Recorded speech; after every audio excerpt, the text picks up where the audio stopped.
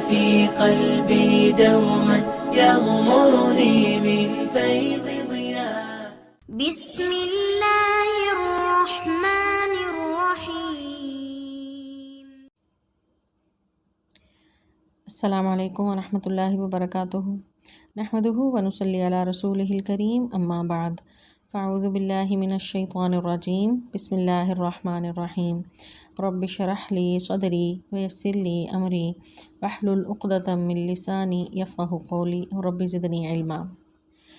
سورۃ طٰہٰ آیت نمبر 21 سے آج کے لیسن کا ہم آغاز کریں گے. موسیٰ علیہ السلام کا قصہ ہم پڑھ رہے تھے. اللہ تبارک و تعالیٰ نے انہیں کس طرح نبوت کے منصب پر فائز کیا، اور پھر ان سے جو مکالمہ ہوا اور اللہ تعالیٰ نے جو انہیں معجزات عطا کیے ان کا ذکر چل رہا تھا. موسیٰ علیہ السلام کو اللہ تبارک و تعالیٰ نے 2 معجزات عطا کیے اس موقع پر. پہلا معجزہ یہ تھا کہ ان کی لاٹھی جو ہے وہ پھینکتے ہی اژدہا بن جاتی تھی. تو اس کا ذکر اللہ تعالیٰ فرماتے ہیں کہ فَأَلْقَاهَا، تو اس نے جب ڈالا، فَإِذَا هِيَ حَيَّةٌ تَسْعَىٰ، تو وہ لاٹھی جو ہے وہ دوڑتا ہوا سانپ بن گئی. قالا، تو اللہ تعالیٰ نے فرمایا خُذْهَا، اس کو پکڑ لو، وَلَا تَخَفْ، اور نہ ڈرو، سَنُعِيدُهَا، ہم عنقریب اسے لوٹا دیں گے، سِیرَتَهَا الْأُولَىٰ، پہلی ہی حالت میں. تو موسیٰ علیہ السلام نے جو لاٹھی ان کے ہاتھ میں تھی، اللہ تعالیٰ نے اسے پھینکنے کا حکم دیا. تو جب وہ پھینکی تو وہ بہت بڑا اژدہا اور سانپ بن گئی. اور اللہ تعالیٰ نے کہا کہ موسیٰ علیہ السلام اس سے ظاہر خوف زدہ ہو گئے کہ اچانک انہوں نے یہ حالت دیکھی تو وہ خوف زدہ ہو گئے. تو اللہ تعالیٰ نے انہیں تسلی دی کہ گھبرانے کی ضرورت نہیں ہے، لا تخف، نہ ڈرو، سنعیدھا، ہم اس کو عنقریب لوٹا دیں گے دوبارہ ہی پہلی حالت میں. سیرتہا کا لفظ جو ہے سیرت سے ہے، یعنی اس سے یہ پتہ چلتا ہے کہ سیرت کا لفظ جو ہے اس کے معنی یعنی پہلی حالت میں لوٹانے کے لیے بھی ہیں، یعنی حالت کے معنوں میں بھی استعمال ہوتے ہیں. تو ہم اس عصا کو، جس کو سانپ میں بدل دیا ہے، تو اب اس سانپ کو دوبارہ عصا میں بدل دیں گے. آپ نے جو ہے اب یہ عصا میں تبدیل کرنے کے جو ہے مختلف حکمتیں مفسرین نے بیان کی ہیں.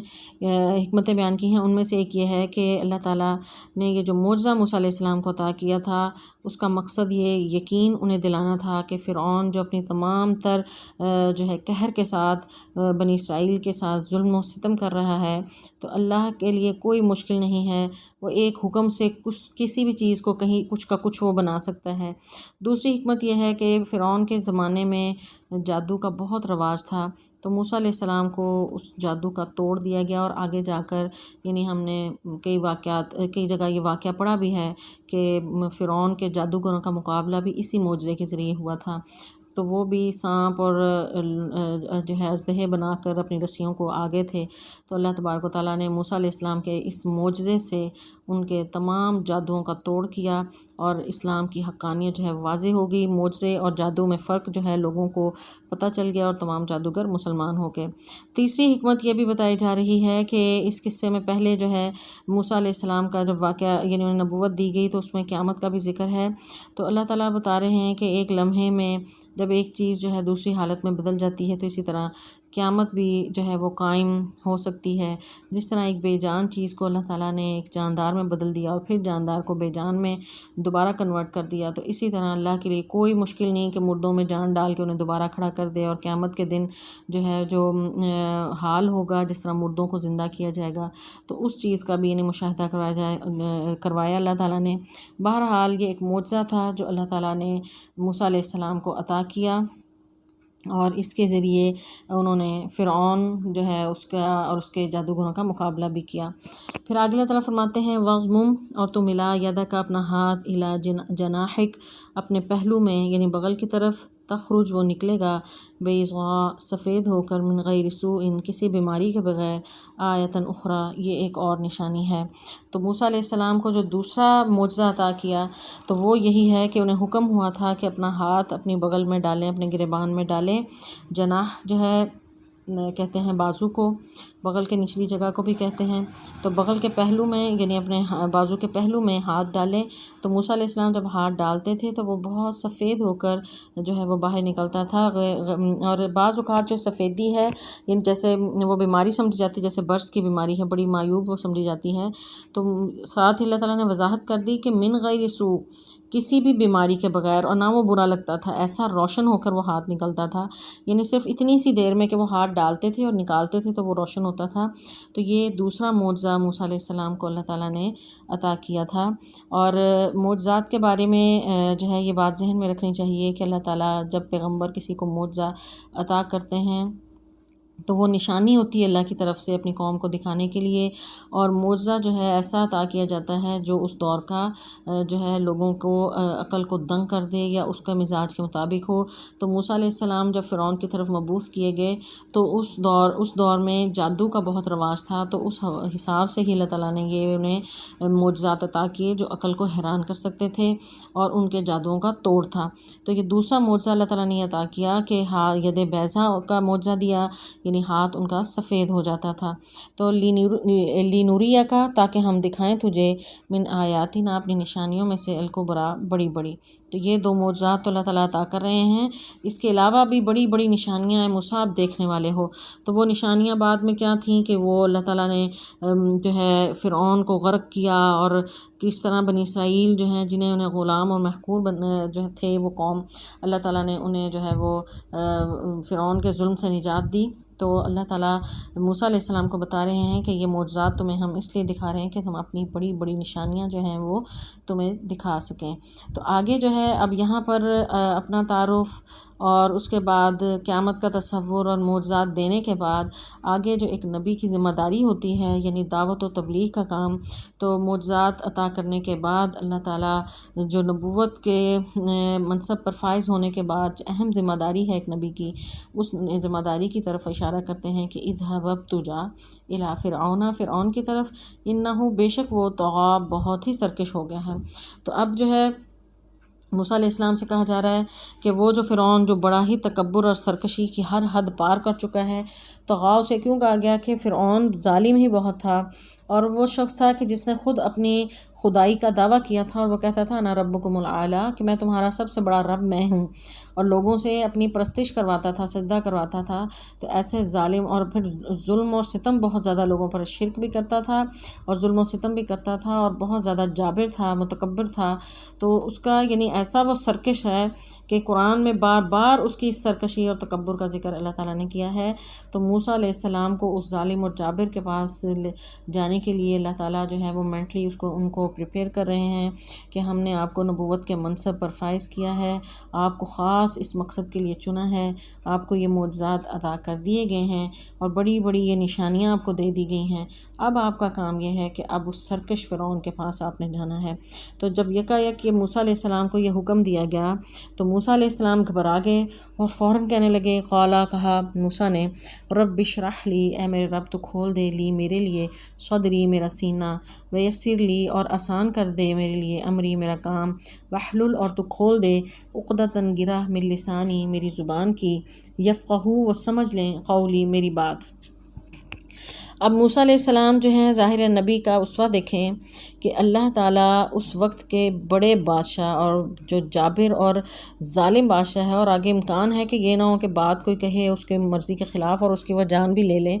تو اس قسم کے جابر بادشاہ کے دربار میں جا کر اعلان حق، توحید کا نعرہ بلند کرنے کا حکم دیا جا رہا ہے، اور موسیٰ علیہ السلام فوراً یہ نہیں انہوں نے کہا کہ میں نہیں جا سکتا یا وہ انکار کرتے، انہوں نے فوراً سے دعا کی ہے اس کام میں، یعنی اللہ تعالیٰ کے حکم کی اطاعت میں جو چیز انہیں لگ رہی تھی کہ ان کے پاس جو ہے انہیں مشکل ہے اس راستے میں، تو اس مشکل کو حل کرنے کے لیے وہ دعا کر رہے ہیں۔ یعنی موسیٰ علیہ السلام جو ہے یعنی انہیں گھبراہٹ ہوئی بعض اوقات، یعنی یہ ایسے ہی ہے کہ جیسے کسی بھی شخص کو تھوڑا سا یعنی اس کو تیار کیا جائے اور اس کے بعد اسے کہا جائے کہ ڈائریکٹ کسی بڑی کانفرنس میں جا کر تم بولو، یا کسی بڑے جو ہے بادشاہ کے سامنے جا کر تم اپنا جو ہے وہ نقطہ نظر بیان کرو، تو ظاہر ہے گھبراہٹ تو ہوتی ہے۔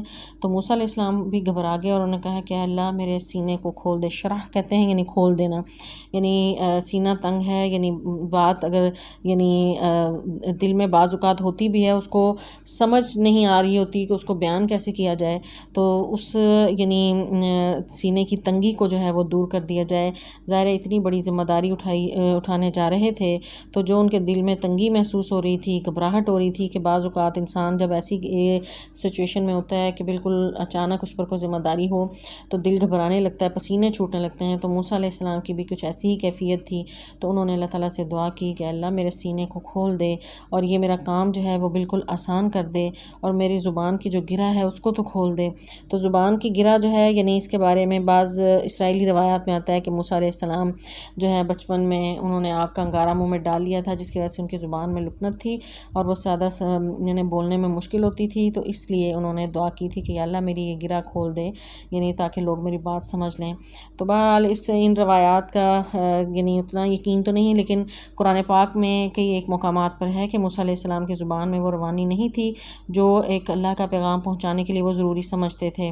یہی وجہ ہے کہ فرعون نے بھی انہیں یہ طعنہ ہی دیا تھا۔ سورہ زخرف میں اللہ تعالیٰ نے اس کا طعنے کو نقل کیا ہے کہ ولا یکاد یبین، وہ یہ کہتا تھا کہ موسیٰ جو ہے یہ بات تو واضح نہیں کر سکتا۔ پھر سورہ شعراء میں بھی ہے کہ وہ یعنی موسیٰ علیہ السلام جو ہے اپنے سینے میں تنگی محسوس کر رہے تھے۔